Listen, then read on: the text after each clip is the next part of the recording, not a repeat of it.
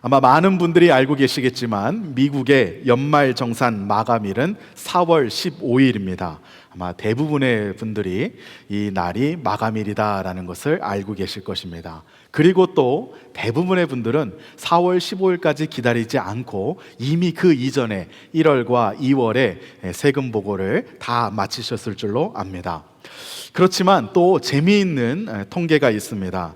미국의 운송업체인 피덱스에서 가장 많이 수익을 올리는 날이 언제냐 하면 4월 14일 저녁이라고 합니다.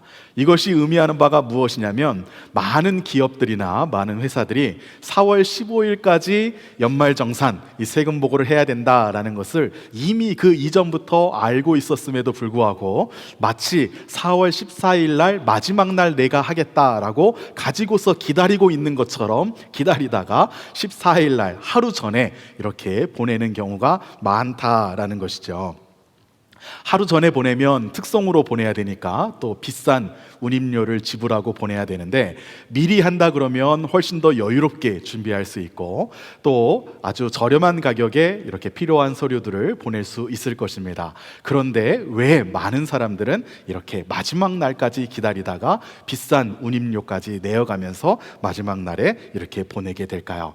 아마 다들 잘 알고 계시리라고 생각이 됩니다. 무엇 때문일까요? 바로 우리가 가지고 있는 꾸물거림 때문입니다. 아주 전문적인 용어라고 합니다. 사람 누구에게나 다 꾸물거림이 있습니다. 이 꾸물거림에 대해서 그래서 어떠한 심리학자는 전문적으로 연구한 사람도 있습니다. 사람들이 왜 꾸물거리게 되는가? 왜 지금 당장 하면 더 좋은 것을 알매도 불구하고 마감일까지 기다렸다가 그때 가서 급하게 하는 그러한 일을 하게 되는가? 여기에 대해서 여러 가지 차원으로 이렇게 생각하면서 또 유형을 나누는 것도 본 적이 있습니다. 아주 재미있었습니다. 어떠한 사람들은 꾸물거릴 때 아주 거창한 이유가 있습니다. 나는 완벽주의자라서 일을 제대로 하기 위해서 일단 시작하는 것이 아니라 좀 기다리면서 이 생각 저 생각 해보고 그리고 나서 완전하다 싶을 때 그때 하겠다라는 이러한 마음을 가지고 지금 당장 해도 되는 일을 일단은 미뤄두는 겁니다. 이렇게 미뤄두고 있다가 옆에서 누군가가 특별히 많은 경우에는 아내가 잔소리를 하거나 집안에서 어떠한 가족이 왜 계속해서 이 일을 하지 않느냐라고 이야기하면 그 마지막 순간에 가서 하게 되는 경우가 많이 있습니다. 여러분들도 이런 경험이 다 있으시죠? 저도 이런 경험이 있습니다. 저는 특별히 언제 그랬나 이렇게 생각해 보니까 최근에 운전면허를 갱신하는데 그랬습니다. 제가 알고 있었습니다. 요즘에 DMV가 아주 많이 바빠서 한 6개월 전에는 예약을 해야지만 그래야지만 이 운전면허를 아주 수월하게 갱신할 수 있다라는 것을 알고 있었지만 6개월 전에 예약하지 않았습니다. 최소한 4개월 전에는 그래도 예약해야 된다라는 것을 알고 있었지만 4개월 전에도 예약하지 않았습니다. 이제 운전면허가 만료되기 딱 일주일 남았습니다. 그래서 제가 찾아보았습니다. 어떻게 할 수 있을까? 찾아보았더니 방법이 다 나오더라고요. 아침 7시 30분에 그날 취소한 표들이 뜬다. 그래서 제가 29분부터 준비하고 있다가 30분이 딱 되자마자 탁 어디를 클릭해야 되는지도 이미 다 연습했습니다. 그렇게 해가지고 딱 했는데 하나도 없는 거예요. 그래서 안 되겠다, 다시 바꿔보자. 탁 하다가 영어가 아니라 스페니쉬로 이렇게 예약을 잡을 수 있는 칸이 있었습니다. 스페니쉬를 딱 누르니까 뜨더라고요. 그래서 그거를 딱 잡아서 이 운전면허를 최근에 갱신한 그런 경험이 있습니다. 아마 정도의 차이는 있어도 누구나 다 이런 경험이 있을 것이라고 생각이 됩니다. 우리가 해야 되는 일 중에서 어떤 일들은 좀 이렇게 미뤄두면서 생각하고 있다가 그리고서 더 좋은 방법으로 할 수 있는 그런 일들도 있습니다. 그렇지만 또 어떤 일들은 지금 당장 바로 액션을 취하지 않으면 도저히 이 일을 다시 회복할 수 없는 그러한 일들도 있습니다. 아마 많이 공감하실 것이라고 생각이 됩니다.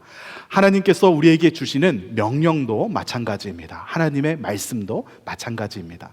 어떠한 하나님의 말씀은 우리가 지금 당장 순종하지 않아도 조금 가지고서 기다리면서 내가 이 말씀을 순종하도록 노력해야 되겠구나라고 이러한 단계에서 이러한 마음의 결정을 하도록 하나님께서 주시는 말씀이 있습니다. 있습니다.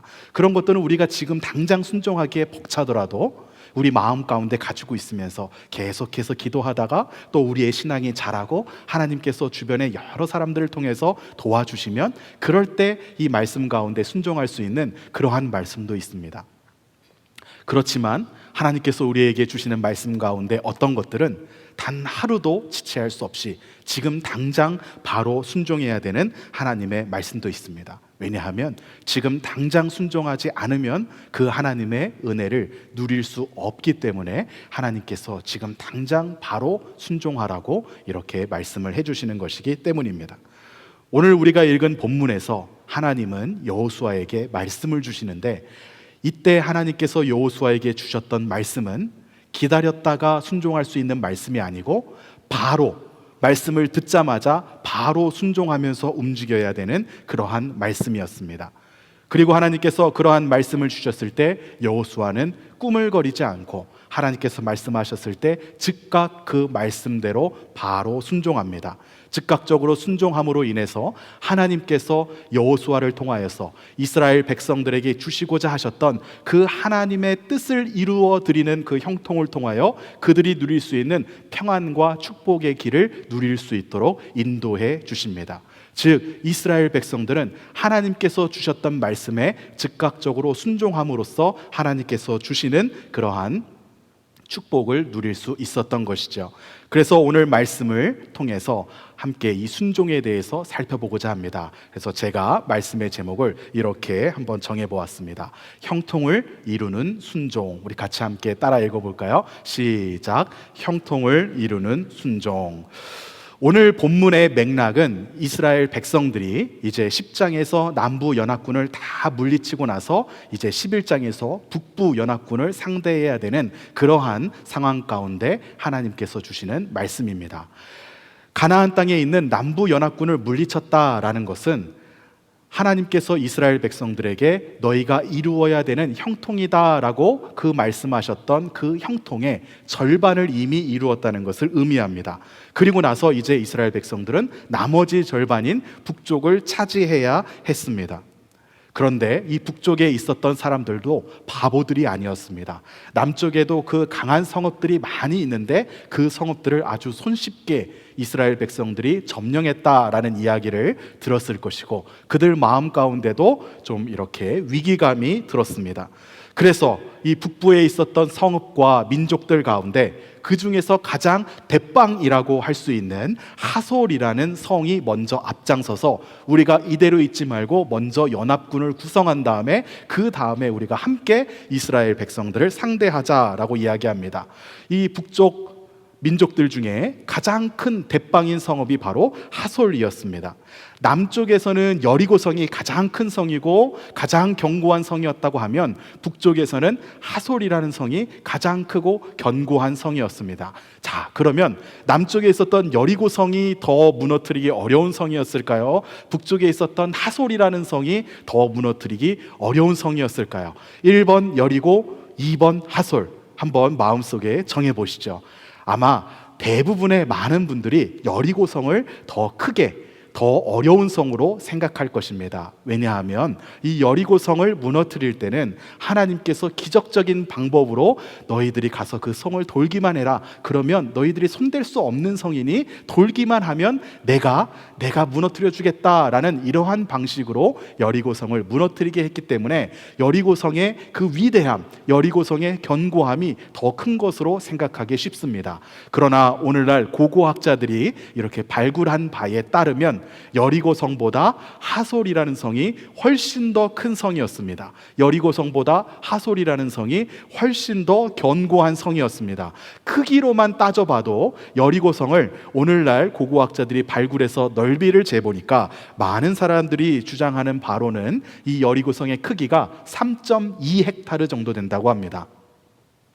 8에이커 정도 되는 그 정도 크기가 3.2헥타르라고 합니다. 반면에 그렇다 그러면 이 하솔이라는 성은 어느 정도 크기였을까요? 여리고성이 3.2헥타르였던 것에 비해서 이 하솔이라는 성은 80헥타르였을 것으로 추정합니다. 그만큼 어마어마하게 큰 성이었던 것이죠.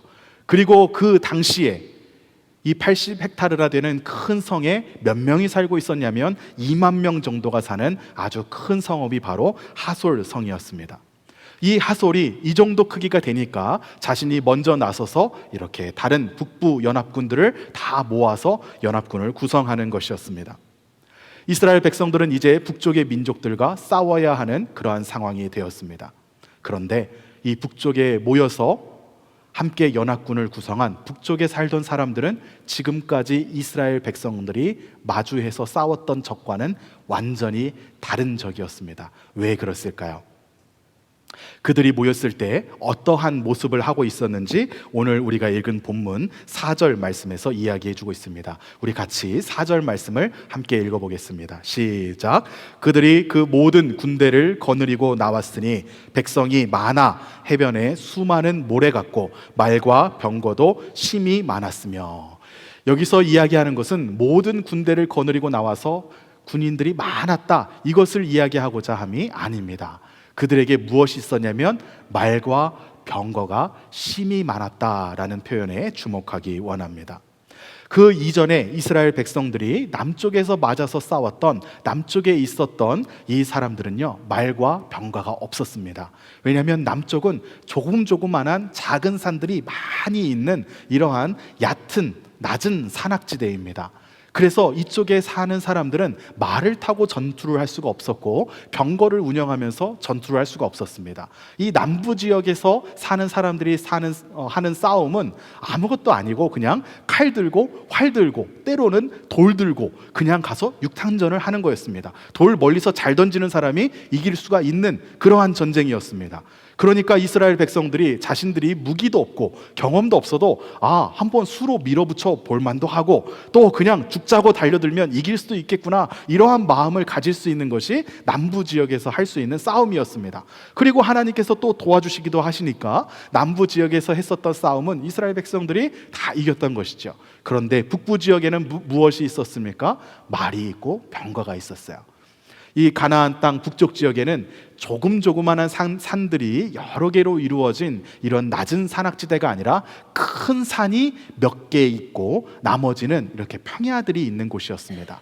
넓은 평원들이 있으니까 이 넓은 공간을 무대로 해서 전투를 치르기가 아주 좋은 겁니다. 그럴 때에는 말이 있어야 되고 병거가 있어야 되고 또 공간이 넓다 보니까 그 넓은 공간에서 어떻게 말을 운영하고 어떻게 병거를 운영하고 또 보병들은 어떻게 있고 지형과 지물은 어떻게 이용하고 이렇게 많은 전술들을 펼치면서 전투를 할 수 있는 것이 바로 이 북부 지역이었습니다.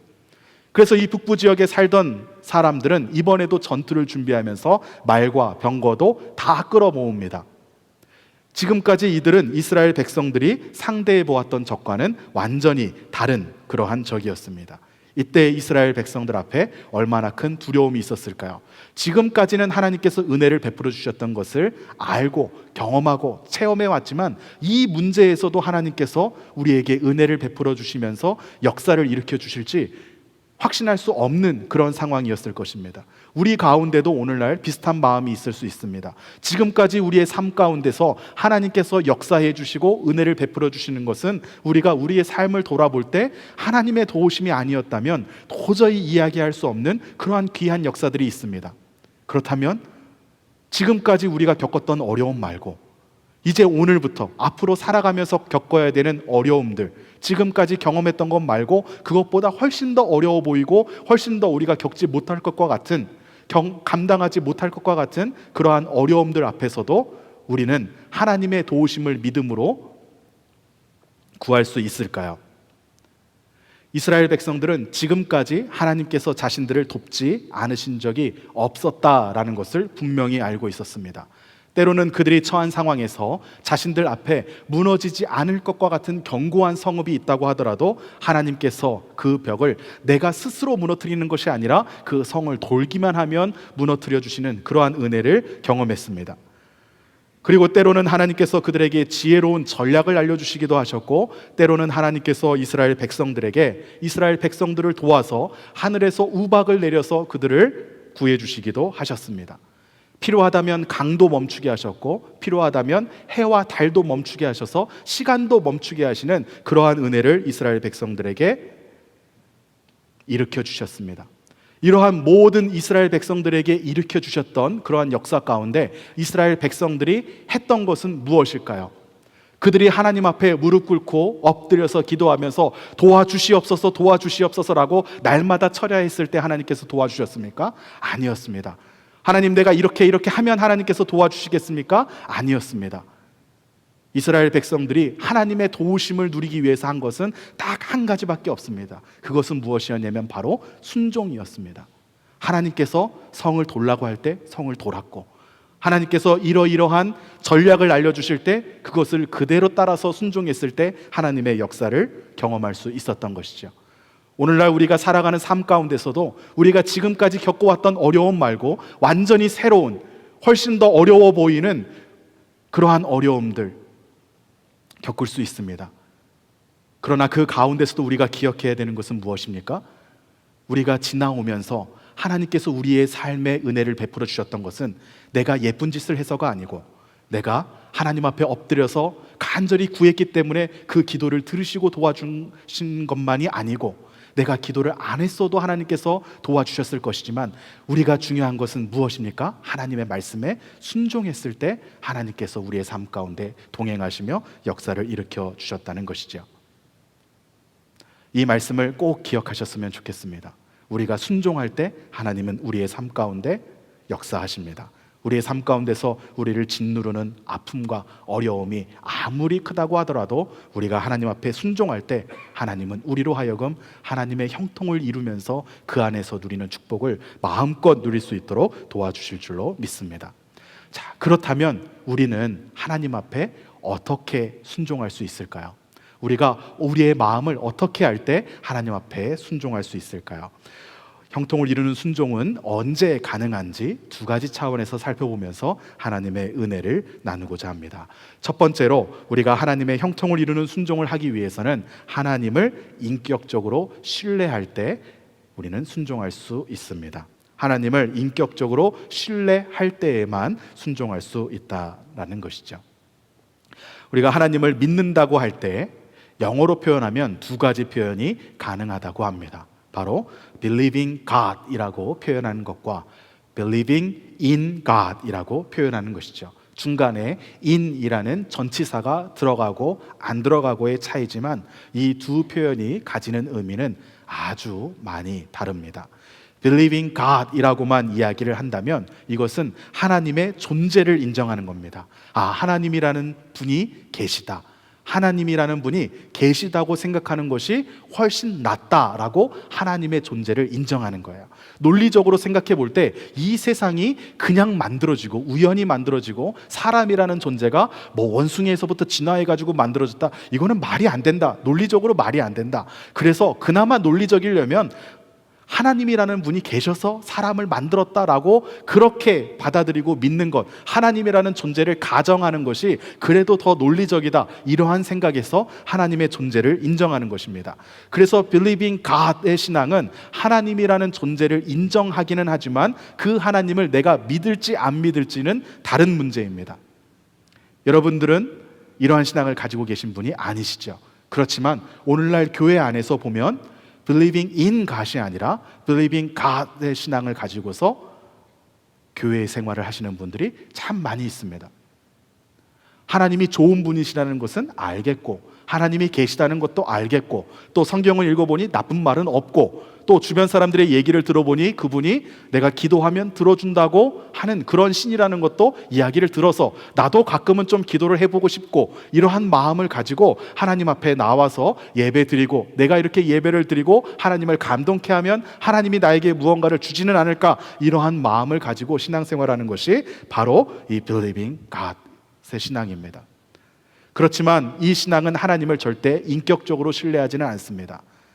하나님을 인격적으로 신뢰하지 않기 때문에 무슨 마음이 드냐면, 내가 하나님 앞에 이렇게 손해보면서 이 말씀에 순종해서 결단을 하고 하나님 앞에 올려드리면 손해보는 느낌이 듭니다. 하나님께서 내 헌신만 받으시고 입 닦으시면 어떡하나, 이런 마음이 일단 드는 거예요. 그래서 하나님을 인격적으로 신뢰하지 않으면 절대 하나님의 말씀에 순종할 수 없습니다. 좋은 말씀이라는 것은 동의는 합니다. 그렇지만 그 말씀대로 살기 위해서 불편함을 감수하는 것은 또 다른 문제입니다. 그러나 believing in God의 신앙은 하나님의 존재를 믿는 것뿐만 아니라 그 하나님께서 나를 사랑하시면서 나를 위해서, 나를 구원하기 위해서 자신의 목숨까지 버리신 하나님이시다. 그리고 오늘도 나를 위해서 일하시며 오늘도 나를 위해서 간절하게 간구하고 계시는 그 하나님이시다라는 것을 인격적으로 신뢰하는 신앙입니다.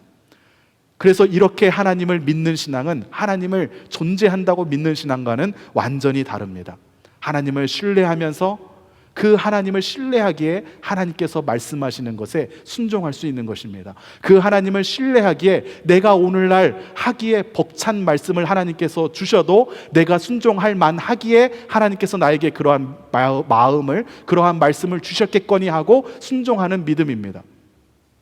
내가 이해되지 않아도, 할 수 없을 것과 같아도, 나를 이 자리에 하나님께서 왜 갖다 두셨는지 알 수 없어도 그 하나님을 신뢰하기 때문에 하나님 앞에 순종하며 주님께서 맡기신 일을 감당하는 것이 바로 하나님을 신뢰하는 믿음입니다.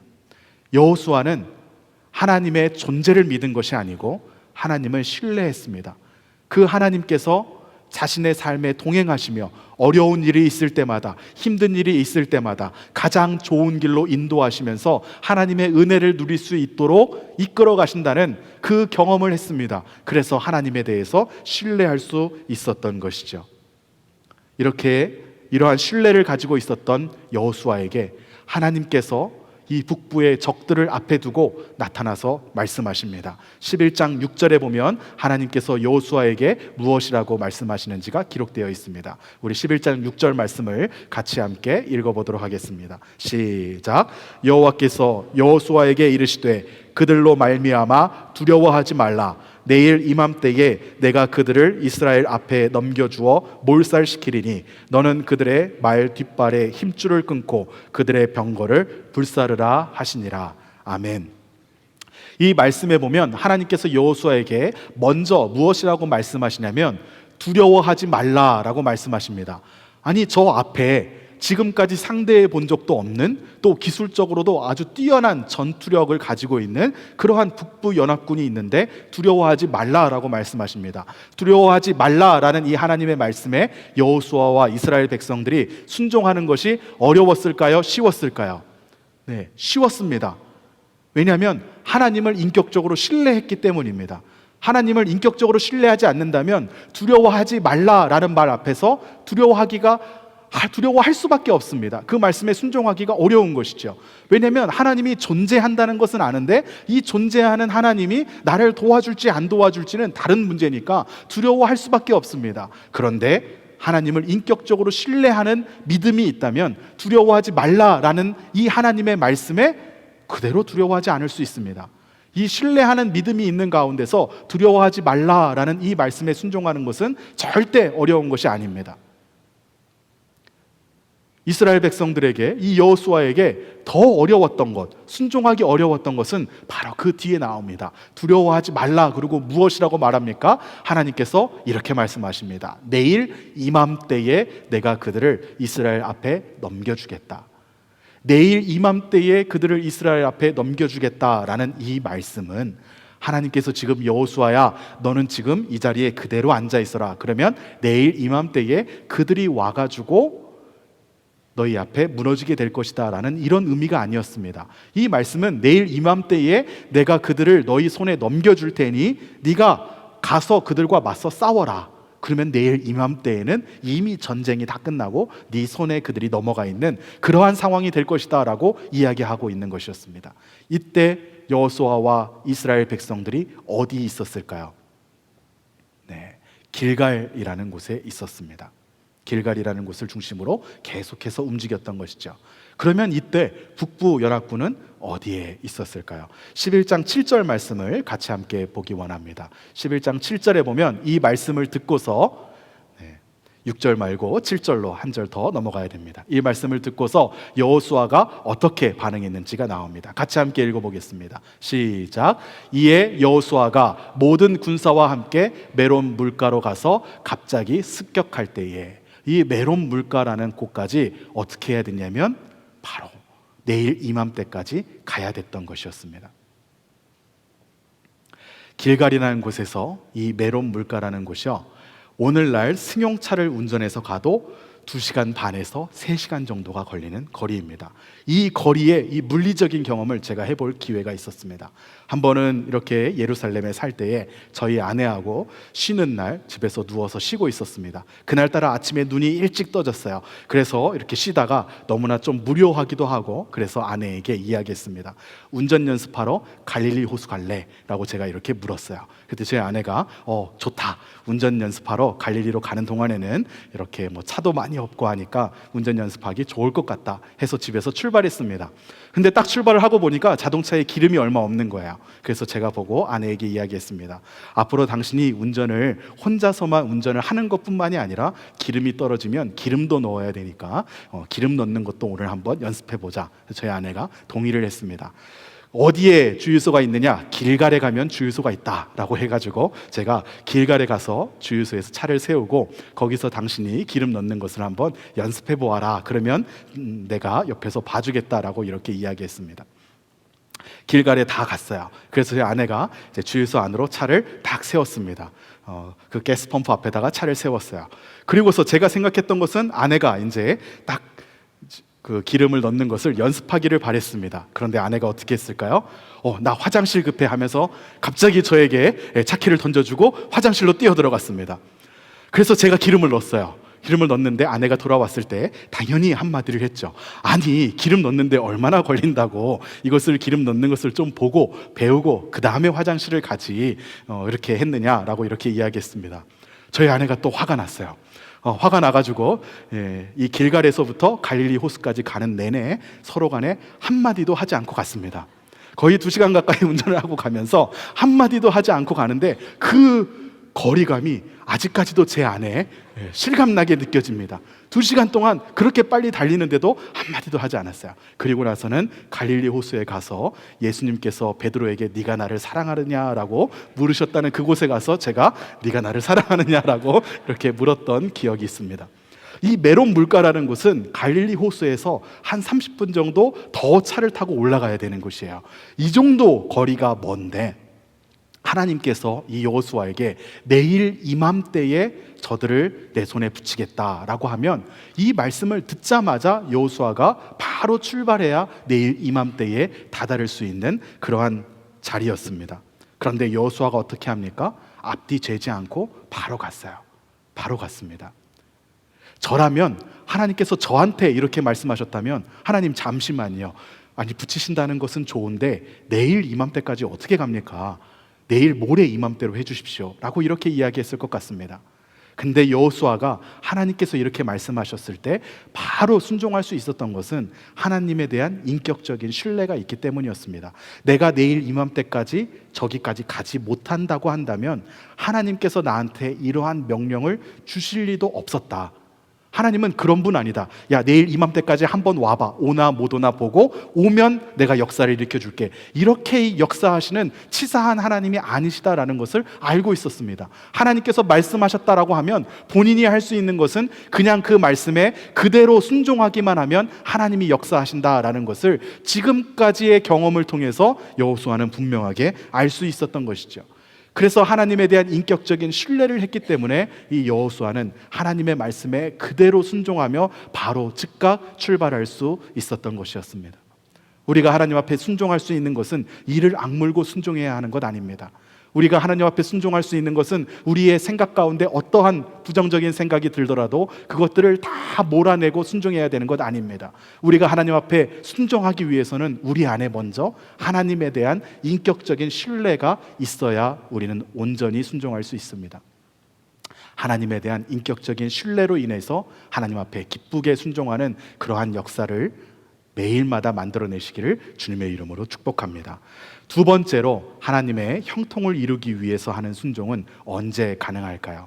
두 번째로, 하나님을 왕으로 인정할 때에 우리는 순종할 수 있습니다. 자기보다 아랫사람이나 자기보다 못한 사람, 만만한 사람에게 순종한다라고 이야기하는 사람은 없을 것입니다. 윗사람이 아랫사람에게 하는 것은 순종하는 것이 아니고 자신의 인격을 보여주는 것입니다. 그래서 부모가 자녀에게 순종하는 것이 아니라 부모는 자녀에게 부모의 인격을 보여주는 것이죠. 순종은 자녀가 부모에게 하는 것입니다. 나보다 높은 사람, 또 내가 권위를 인정할 수 있는 대상에게 하는 것이 바로 순종입니다.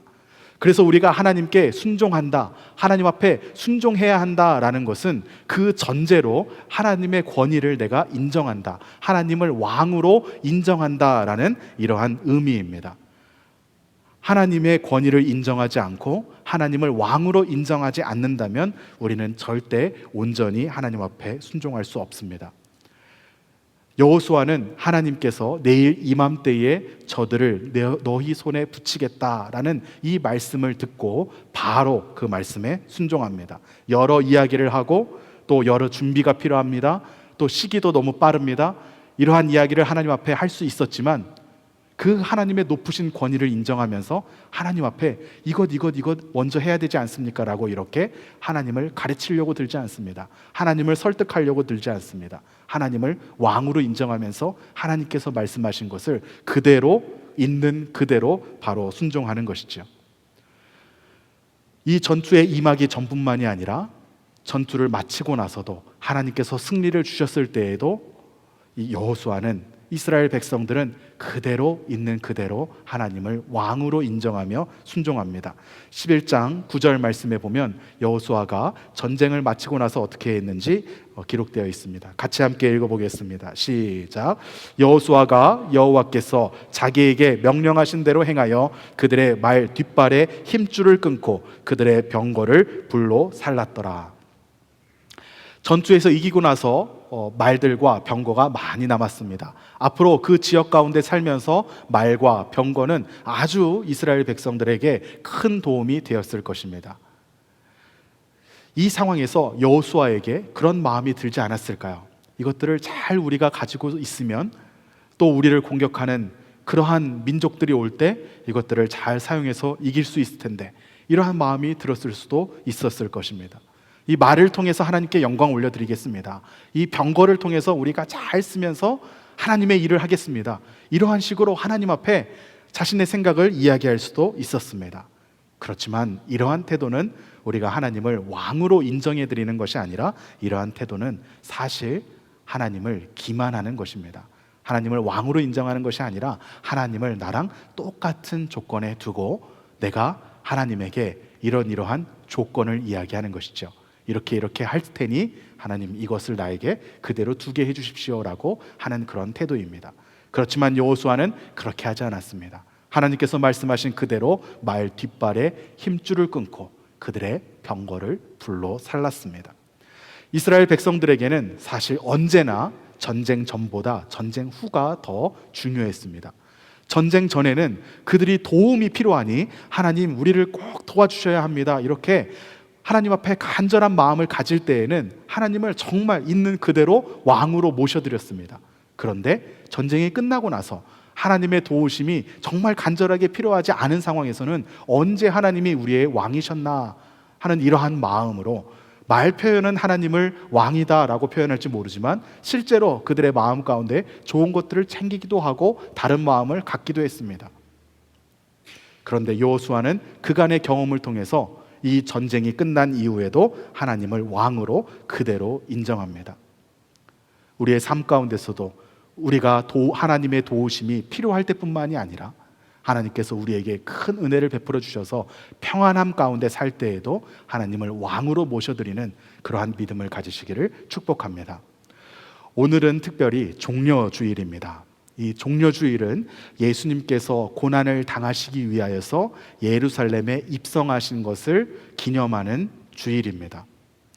이날 예수님께서 예루살렘으로 입성하실 때에 사람들이 종려나무 가지를 흔들면서 예수님을 맞았습니다. 그 내용이 요한복음 12장 13절에 기록되어 있습니다. 같이 함께 읽어볼까요? 시작. 종려나무 가지를 가지고 맞으러 나가 외치되 호산나 찬송하리로다. 주의 이름으로 오시는 이 곧 이스라엘의 왕이시여 하더라. 아멘. 사람들이 종려나무를 가지고서 예수님을 맞았기 때문에 이 날을 종려주일이다라고 이렇게 부르게 되었습니다. 사람들은 왜 예수님을 맞이할 때 주변에서 흔하게 볼 수 있는 감람나무 가지가 아니고, 주변에서 흔하게 볼 수 있는 다른 나무 가지가 아니고, 왜 종려나무 가지를 가지고서 흔들면서 예수님을 맞았을까요? 바로 예수님을 왕으로 인정하고자 하는 마음 때문이었습니다. 우리가 가진 성경에서는 사람들이 종려나무 가지를 흔들었던 장면이 예수님께서 예루살렘에 입성하실 때 한 번 등장합니다. 그렇지만 이 신약 성경과 비슷한 시기에 기록되어 있던 그 고대 문서 중에 요세푸스라는 사람이 남긴 글에 보면 종려나무 가지를 사람들이 흔들면서 어떠한 사람을 맞았던 이러한 경우가 2번이 더 나옵니다. 이 2번은 전부 다 새로운 왕이 세워질 때였습니다. 이스라엘 백성들은 새로운 왕이 세워질 때 그 왕을 향하여서 종려나무 가지를 흔들면서 맞았습니다. 왜 그랬을까요? 오늘날 우리나라 사람들은 대나무를 보면 어떠한 이미지를 머릿속에 떠오릅니까? 대나무가 곧바로 올곧하게 자라기 때문에 대나무 하면 올곧음, 정직함, 이런 것들을 떠올립니다. 그래서 대쪽 같은 사람이다라는 이러한 표현을 쓰기도 하죠. 그런데 이 팔레스타인 땅에 살던 사람들은 종려나무를 보면 그렇게 생각했습니다. 왜냐하면 이 종려나무가 위로 똑바로 자라기 때문입니다. 그래서 새로운 왕이 세워질 때마다 이 나라 사람들은 종려나무 가지를 가지고 흔들면서 이 왕을 맞으면서 새로 세워지는 왕은 하나님의 공의에 따라서 정의롭게, 의롭게, 올곧게 우리를 다스려 주기를 소원했습니다. 그래서 이 종려나무 가지는 아무에게나 흔드는 것이 아니라 왕이 되는 사람에게 그것을 흔들면서 하나님의 공의대로 정의롭게 우리를 다스려 주십시오라는 이러한 마음을 담아서 흔드는 것이었습니다. 예수님께서는 태어나셔서 죽으시는 그 순간까지 계속해서 낮은 자리에서 태어나셔서 낮은 자의 모습으로 다른 사람들을 섬기는 모습으로 다른 사람들이 전혀 상종하지 않을 것과 같은 사람들과 어울려서 살면서 사셨지만 일평생에 단 한 번 왕의 모습으로 대접을 받으시는데 그것이 바로 종려주일이었습니다. 이날 예수님은 어린 나귀 새끼를 타고 들어가십니다. 이것도 스가랴서 9장 9절에 예언된 그대로 겸손한 왕의 모습이었습니다. 예수님께서 예루살렘으로 들어가실 때 사람들이 겉옷을 길에 펴고 종려나무 가지를 흔드는 것도 왕을 맞이하는 모습이었습니다. 그리고 호산나 다윗의 자손이여 라고 이야기하는 것도 왕의 후손을 맞이하는 모습이었습니다. 예수님은 이날 단 하루 유일하게 왕으로 대접을 받으십니다. 그리고서는 일주일 후에 예수님께서 돌아가시는 것이죠. 그래서 이 종려주일은 우리가 단순히 고난주간을 준비하는 고난주간이 시작되는 그 일주일이 아니고 이 종려주일은 예수님을 우리의 삶의 왕으로 모셔드리는 그러한 날입니다. 하나님이 나의 삶의 왕이십니다 라고 고백하는 그러한 날입니다. 1년에 딱 하루, 특별히 이날 우리 마음 가운데 이 마음을 잘 새겼으면 좋겠습니다. 하나님이 우리의 삶의 왕이십니다. 우리가 우리에게 주어진 삶을 살면서 신앙생활을 하면서 하나님을 정말 높으신 왕처럼 모시면서 그렇게 살겠습니다 라고 이러한 마음을 가지시기를 축복합니다. 하나님께서 왕이시다, 예수님께서 왕이시다라는 것을 우리 마음 가운데 잘 새길 때에만 우리가 내일부터 시작하는 또 특별 새벽 기도회를 통해서 묵상하는 예수님의 고난과 예수님께서 우리를 위하여서 당하셨던 그 고통의 의미를 잘 이해할 수 있습니다. 낮은 사람이 당했던 고통이 아니고 받을 만한 사람이 당했던 고난이 아니고 죄가 없으신 왕이 가장 낮은 자리에서 가장 천한 모습으로 돌아가 주셨기 때문입니다. 특별히 종려주일을 보내시면서 하나님을 우리의 왕으로 모셔드리는 이러한 고백들이 우리 삶 가운데 넘쳐나기를 축복합니다. 그리고 이 고백 가운데 하나님의 말씀에 있는 그대로 순종할 수 있는 믿음 가운데 하나님께서 우리에게 크신 은혜를 베풀어 주실 줄로 믿습니다. 우리 사랑하는 플라워마운드 교회 성도 여러분, 우리는 오늘을 살아가면서도 또 많은 어려움들을 부딪히고 또 우리가 이겨내기 힘들 것과 같은 그러한 문제들을 만납니다. 지금까지 우리의 삶 가운데서 하나님께서 은혜를 베풀어 주셨지만 지금 이 문제에서도, 앞으로 우리가 겪게 되는 문제에서도 하나님이 과연 동일하게 역사해 주실까? 내가 이전과 똑같이 그러한 은혜를 경험할 수 있을까라는 이러한 생각이 들기도 합니다. 이러한 생각이 들 때마다 우리 이 고백을 했으면 좋겠습니다. 하나님, 우리가 하나님을 왕으로 모셔드리겠습니다. 하나님, 또 하나님을 인격적으로 신뢰합니다. 이러한 고백 가운데 우리가 하나님 앞에, 주님의 말씀 앞에 순종하기 원합니다. 이 순종을 통해서 하나님 앞에 나아갈 때에 주님, 우리 가운데 역사하여 주시옵소서. 우리 이 마음을 담아서 함께 하나님이 나의 왕이십니다 라는 이 고백을 하면서 올려드리기 원합니다.